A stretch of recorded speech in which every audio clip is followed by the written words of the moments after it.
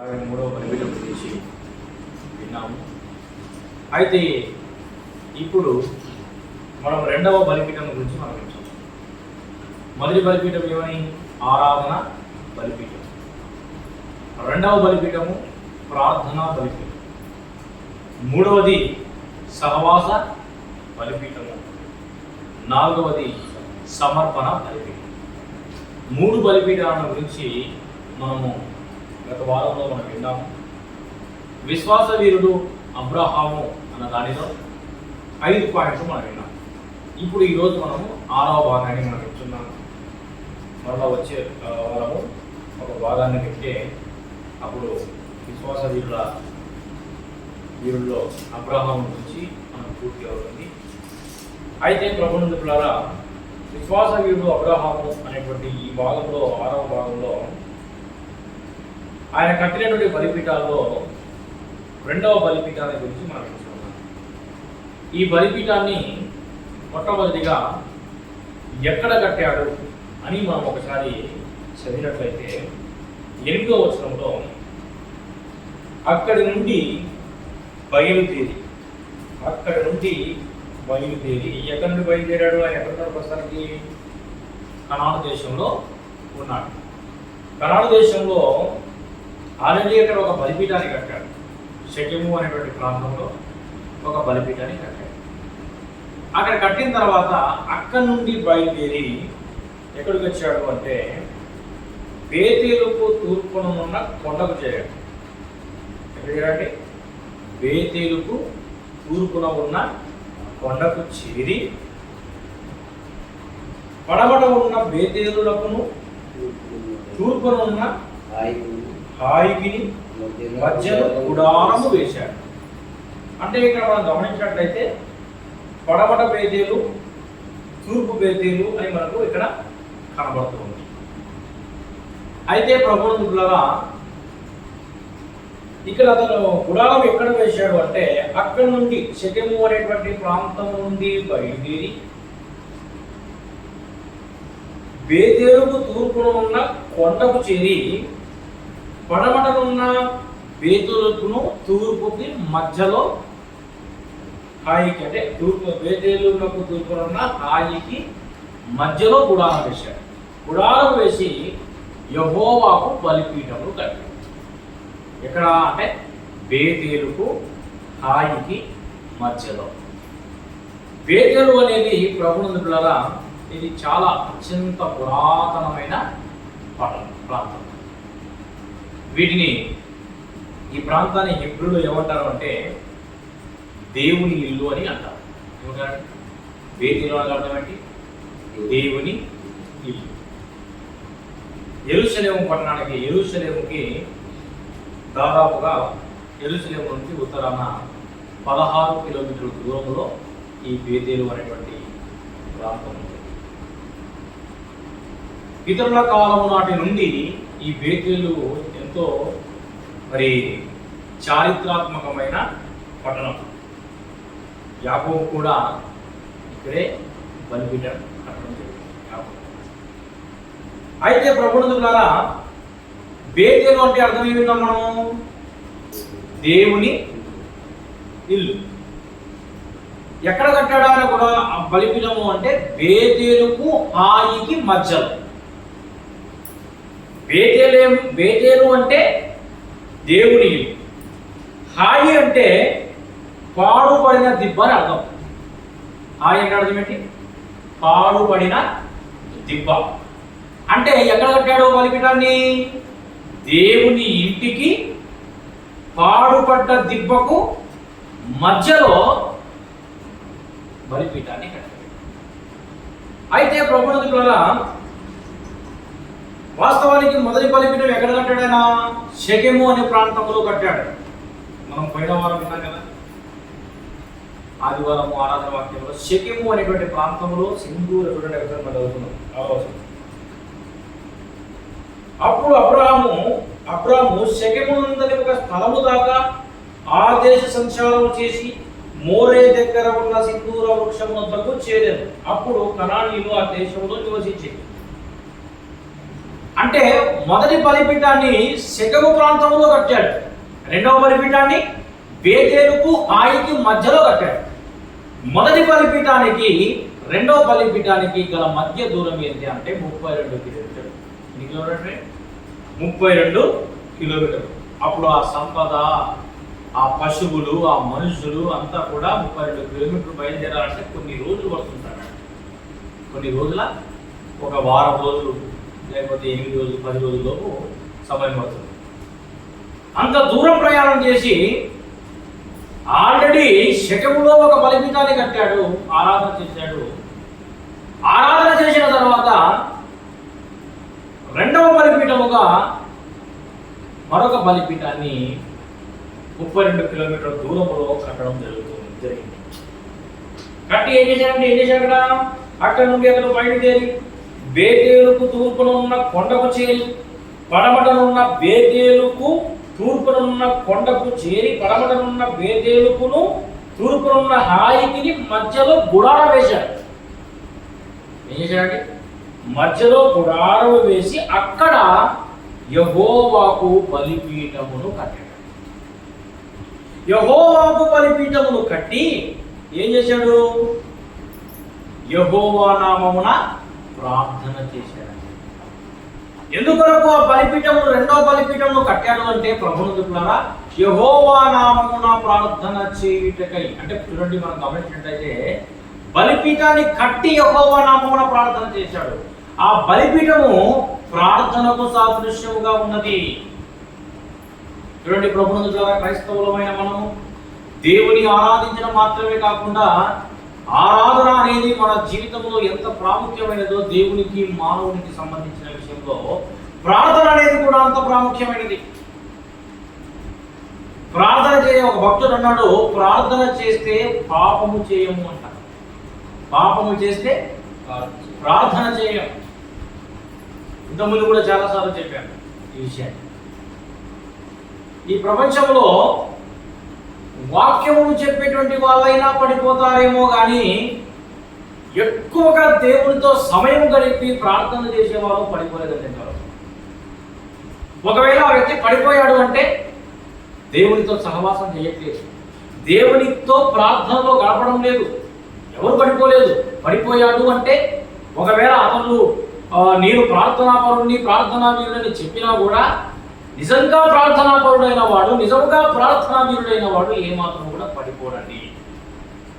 నేను గంటల కొద్ది ప్రార్థన చేస్తున్నాను అని చెప్పేవాడు పడిపోతున్నాడంటే అది కేవలము నోటి మాటే, ప్రార్థన చేసేది లేదు, ఏమి లేదు. అయితే ప్రభువులారా, నిజముగా ప్రార్థన చేసేవాడు పాపము చేయడు. పాపము చేసేవాడు ప్రార్థన చేయడు. ఇక్కడ చూడండి, మనం గమనించినట్టయితే ఆరాధన చేయడం మాత్రమే కాకుండా అబ్రహాము దేవునికి బలిపీఠాన్ని కట్టి యెహోవా నామమున ఏంటండి ప్రార్థన చేశాడు. యెహోవా నామమున ప్రార్థన చేశాడు. చూడండి, పాత నిబంధన కాలంలో మనం గమనించినట్లయితే ఆ కాలంలో మనుషులు, భక్తులు యెహోవా నామమున ప్రార్థనలు చేసేవారు. ఏ నామమున? యెహోవా నామం. యెహోవా నామం అంటే అర్థం ఏంటి? నామం. ఆయన నామమున ప్రార్థన చేయడం అంటే ఆయన గుణాన్ని బట్టి. ఇప్పుడు యెహోవా స్వస్థపరచువాడు అంటే యెహోవా రాఫా అంటే అర్థం ఏంటి? స్వస్థపరచువాడు. యెహోవా ఈరే అంటే అర్థం ఏంటి? చూచుకును. యెహోవా ఎబెనేజర్ అంటే అర్థం ఏంటి? ఆదుకును వాడు. అంటే యెహోవా నామమున ప్రార్థన చేయడము అంటే ఆయన మనల్ని ఆదుకునేవాడు అని నమ్మి ప్రార్థన చేయాలి. యెహోవా నామమున ప్రార్థన చేయడం అంటే ఏంటి అంటే ఆయన మనల్ని స్వస్థపరిచేవాడు అని నమ్మి ప్రార్థన చేయాలి. యెహోవా నామమున ప్రార్థన చేయడం అంటే ఏంటంటే ప్రభువులారా, ఆయన మనల్ని చూచుకునేటువంటి దేవుడు అని ఆయన పేరట మనం ప్రార్థన చేయాలి. అబ్రహాము ఏ నామమున ప్రార్థన చేశాడండి? యెహోవా నామమున ప్రార్థన చేశాడు. యెహోవా నామమున ప్రార్థన చేయడం అనేది ఒకసారి ఆదికాండము 4వ అధ్యాయం 26వ వచనం చదువుతున్నాం సార్.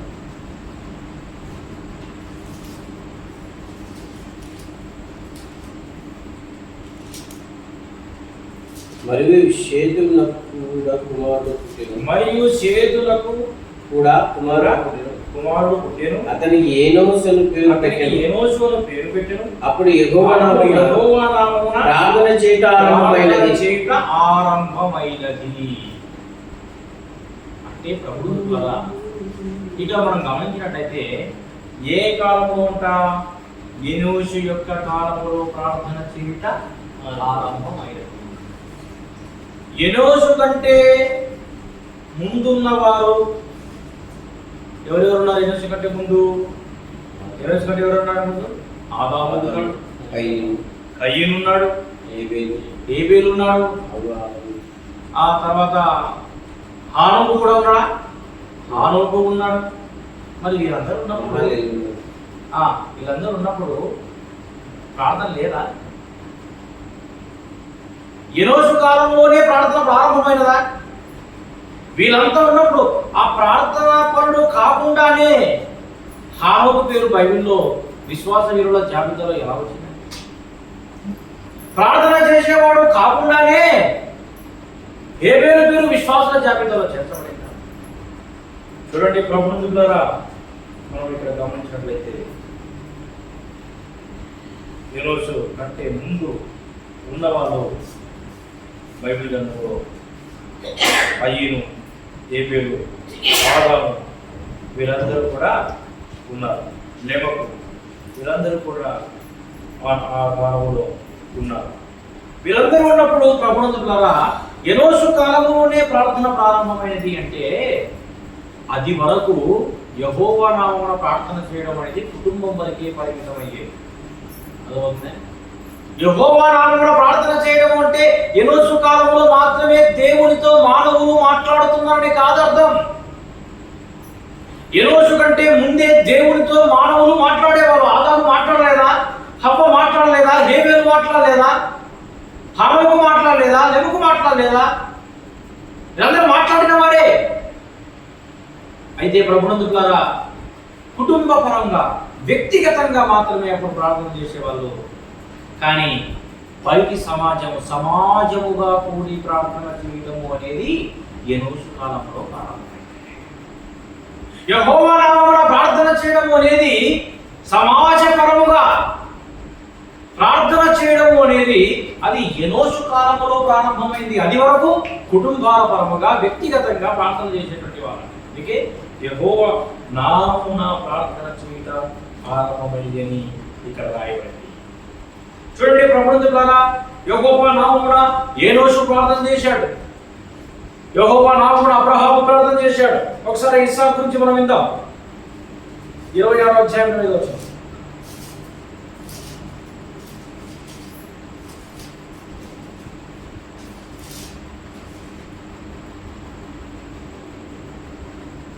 అక్కడ ఒక బలిపీఠము కట్టించి యెహోవా నామమున ప్రార్థన చేసి అక్కడ తన గుడారములు వేసాడు. అప్పుడు ఇస్సాకు దాసుడు అక్కడ బావి త్రవ్వి. చూడండి, బేర్షెబా ప్రాంతంలో ఇస్సాకు బలిపీఠాన్ని కట్టి ఎలా ప్రార్థన చేశాడు? ఏ నామమున ప్రార్థన చేశాడు? యెహోవా నామమున ప్రార్థన చేశాడు. పాత నిబంధన కాలంలో ఉన్న భక్తులందరూ కూడా యెహోవా నామమున ప్రార్థన చేసేటువంటి వాళ్ళు. అలాగే అబ్రహాము కూడా ప్రార్థన చేశాడండి. అలాగే 116వ కీర్తన 14వ వచనాన్ని మనం జ్ఞాపకం చేసుకున్నాం. 116:14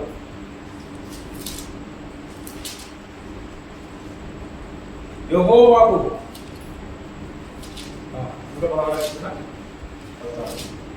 యెహోవాకు నా మొక్కుబడులు చెల్లించదను, ఆయన ప్రజలందరి ఎదుటనే చెల్లించదను. 17వ వచనం, నేను నీకు కృతజ్ఞత అర్పణను అర్పించదను, యెహోవా నామమున ప్రార్థన చేసేదను. మాట కీర్తనకారులు 4వ వచనంలో మనం గమనించినట్లయితే అప్పుడు యెహోవా దయచేసి నా ప్రాణమును విడిపింపుమని,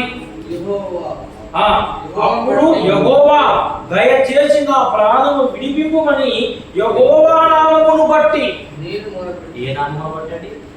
యెహోవా నామమును బట్టి నేను మొరపెట్టాను.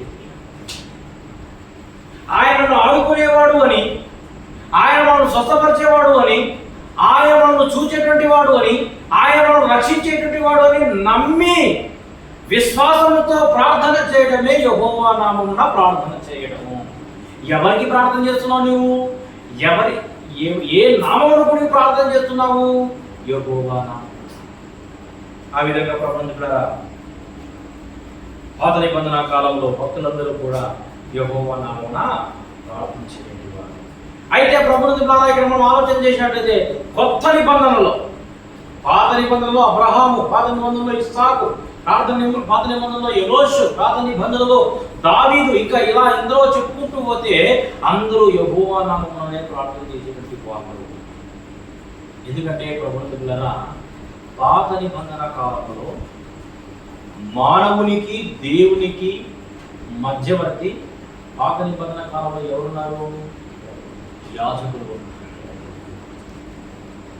మానవునికి దేవునికి మధ్యలో మధ్యవర్తులుగా యాజకులు ఉండేటువంటి వాళ్ళు. అది పాత నిబంధన. కొత్త నిబంధనకు వచ్చేసరికి మారిపోయింది. మానవునికి దేవునికి మధ్యలో మధ్యవర్తి ఎవరండి? యేసుక్రీస్తు ప్రభువారు. పాత నిబంధనలో మానవుడు మధ్యవర్తిగా ఉన్నాడు కాబట్టి డైరెక్ట్ గా యెహోవా నామమున ప్రార్థన చేసేవాళ్ళు. కానీ కొత్త నిబంధనకు వచ్చేసరికి యేసుక్రీస్తు మానవునికి దేవునికి మధ్యవర్తిగా ఉన్నాడు కాబట్టి యేసుక్రీస్తు నామమున ప్రార్థన చేయాలండి మనం. ఇప్పుడు యెహోవా నామమున కాదు, యేసుక్రీస్తు నామమున ప్రార్థన చేయాలి. పాత నిబంధనలో అలా జరిగేది. కానీ కొత్త నిబంధనకు వచ్చేసరికి విశ్వాసులందరూ కూడా ఏ నామమున ప్రార్థన చేశారండి? యేసుక్రీస్తు. దీనికి ప్రధాన కారణం ఏంటి అంటే దేవుడు మనకు కొత్త మార్గాన్ని అనుగ్రహించడం జరిగింది. దేవుడు మనకు కొత్త మార్గాన్ని అనుగ్రహించాడు. ఒకసారి యోహాను సువార్త 14వ అధ్యాయం 6వ వచనాన్ని మనం గమనిద్దాం. యోహాను సువార్త 14.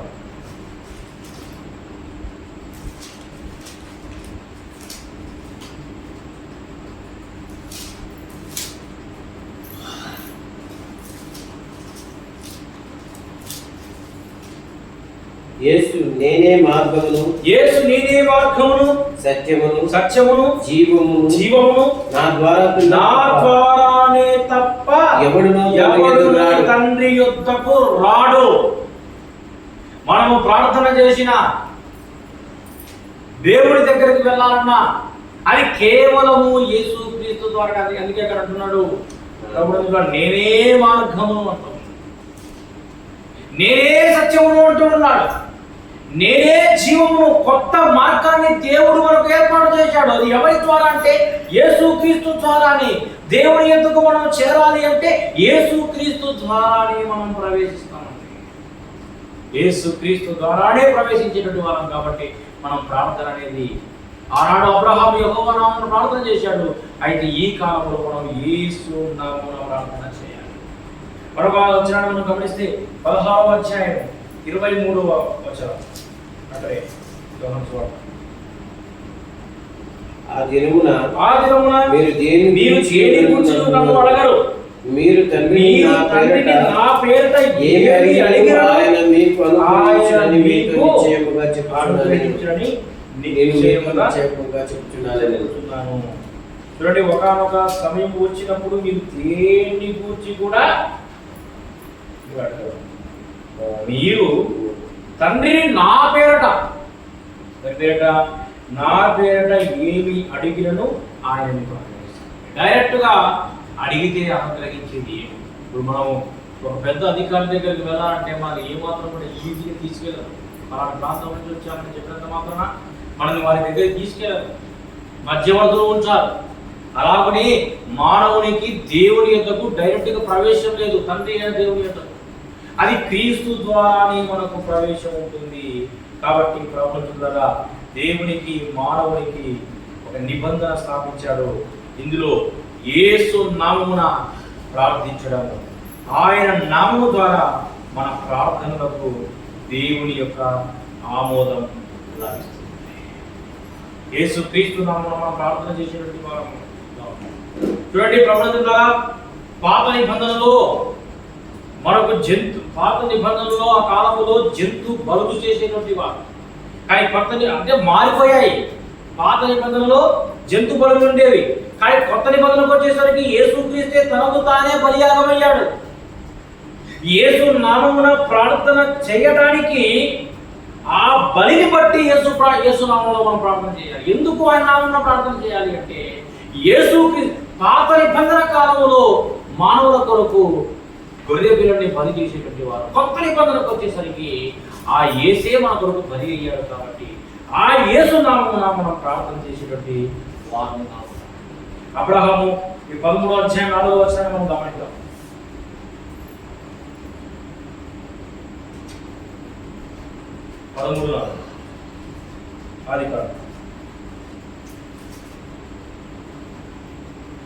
తాను మొదట బలిపీఠము కట్టిన చోట చేరను, అక్కడ అబ్రహాము యెహోవా నామమున ప్రార్థన చేశాడు. చూడండి ప్రభుత్వ మొట్టమొదటిగా బలిపీఠాన్ని కట్టాడని మనం విన్నాం కదా. మొదట బలిపీఠము ఎక్కడ మొదట పొందిన చూడండి, తాను మొదట బలిపీఠము చేరను అంటే మొట్టమొదటి కట్టిన బలిపీఠం ఏంటండి? ఆరాధన బలిపీఠం. ఆ ఆరాధన బలిపీఠం ఎందుకు వచ్చి అక్కడ ఏం చేశాడు? యెహోవా నామమున ప్రార్థన చేయడం. కాబట్టి ప్రభుత్వం ద్వారా మనము ప్రార్థన చేసినటువంటి వారముగా మనం ఉండాలి. రెండవసారి కూడా వచ్చి ఆయన ప్రార్థన చేశాడు. చివరిగా ఒక మాట మనం చదువుకుని మనం ముగించుకున్నాం. 12వ అధ్యాయం 31వ వచనం.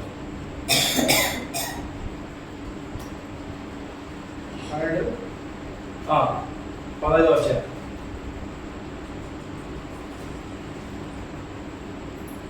14వ అధ్యాయము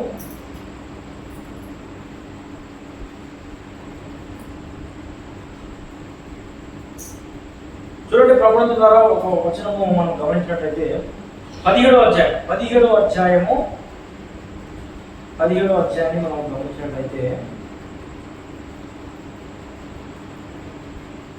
ఇక్కడ ఒక మాట రాయబడింది 17వ అధ్యాయంలో. మరి ఆ వచనము మిస్ అయినట్లయితే 17వ అధ్యాయంలో మనం గమనించినట్లయితే అక్కడ కూడా మరి అబ్రహాము, అబీమెలెకు, అబ్రహాము ఇద్దరు కలిసి ఒక నిబంధనగా బలిపీఠాన్ని కట్టి యెహోవా నామమున ప్రార్థన చేసినట్లుగా మనం గమనిస్తాం. 21వ అధ్యాయంలో 33వ వచనంలో 21-33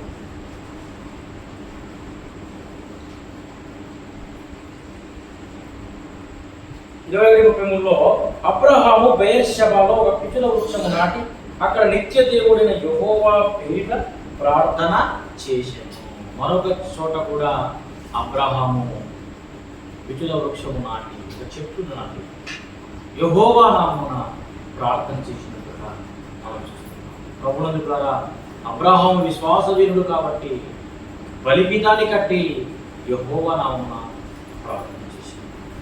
అయితే ప్రభువుని ద్వారా ఈరోజు ఈ వాక్యాన్ని వింటున్న మనము మన ఇంటిలో కూడా బలిపీఠము ఖచ్చితంగా ఉండాలి. అది ఏ బలిపీఠము అంటే ఆయన నామమున ప్రార్థన చేసేటువంటి బలిపీఠం. కాబట్టి ప్రభువుని ద్వారా అబ్రహాము విశ్వాసవీరుడు ఎందుకు అయ్యాడు అంటే మనం ఎన్నో కోణాలుగా మనం ఎంచుకున్నాం. ఈ కోణంలో మనం ఆలోచన చేసినట్లయితే అబ్రహాము దేవుని నమ్మాడు కాబట్టి, ప్రతిదీ నమ్మాడు కాబట్టి ఆ విశ్వాసముతో యెహోవా నామమున ప్రార్థన చేశాడు. అటువంటి ప్రార్థన జీవితం మనం కూడా ఉండాలి. అటువంటి ప్రార్థన జీవితం మనం కూడా జీవిస్తూ ఆయన నామమున మనం ప్రార్థన చేసేటువంటి వారముగా ఉండాలి అని మనం చేస్తూ దేవుడు తన మాటలు జీవించి ఆశీర్వదించుగాక. ఆమేన్. ఆమేన్. మంచిది. సమయంలో మనం అందరం ప్రార్థన చేద్దాము. వాక్యం నిమిత్తమే మన మధ్యలో ఉన్న దానియేలు గారు ప్రార్థన చేస్తాం.